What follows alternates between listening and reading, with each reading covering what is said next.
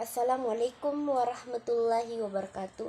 Segala puji bagi Allah Tuhan semesta alam. Terima kasih atas kesempatan yang diberikan oleh Bapak Asri Ismail SPD MPD sebagai dosen pengampun Bahasa Indonesia, memberikan saya kesempatan untuk melakukan sebuah presentasi mengenai materi pidato. Sebelum saya melakukan sebuah presentasi, terlebih dahulu saya akan memperkenalkan diri saya, yaitu yang atas nama Erlia dari kelas 03 PKK angkatan 2021 Fakultas Teknik Universitas Negeri Makassar. Itu tadi sedikit perkenalan diri dari saya. Dan langsung saja kita akan melanjutkan materi mengenai pidato. Sebelum melakukan pembahasan lebih mengenai pidato, terlebih dahulu kita harus mengetahui apa sih definisi dari sebuah pidato. Jadi sebelum melakukan sebuah pembahasan materi mengenai pidato, terlebih dahulu kita harus mengetahui apa definisi dari pidato sebelum melangkah lebih jauh.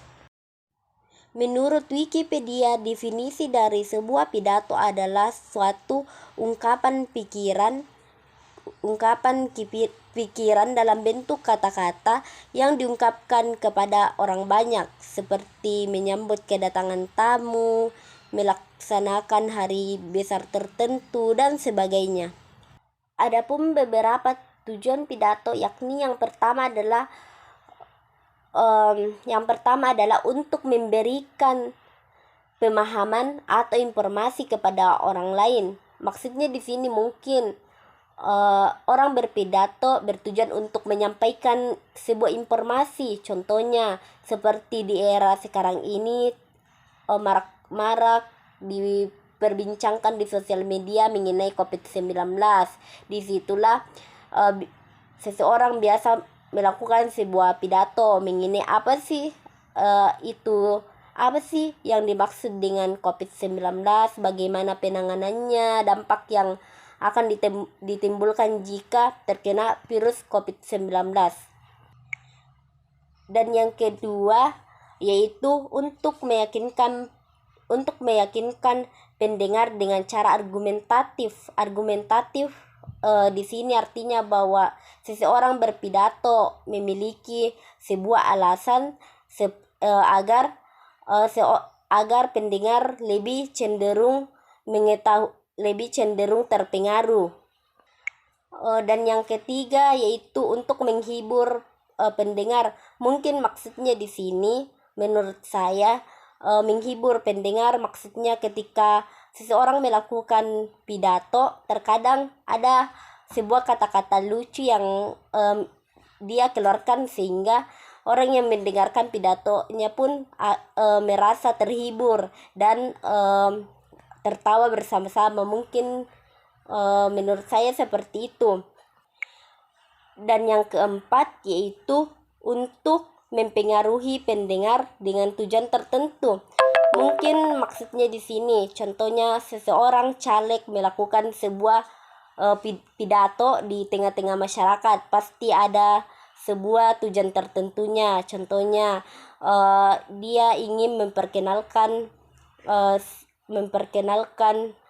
partai apa yang dia miliki agar masyarakat lebih mudah terpengaruh jika masyarakat lebih mengenal tentang caleg tersebut.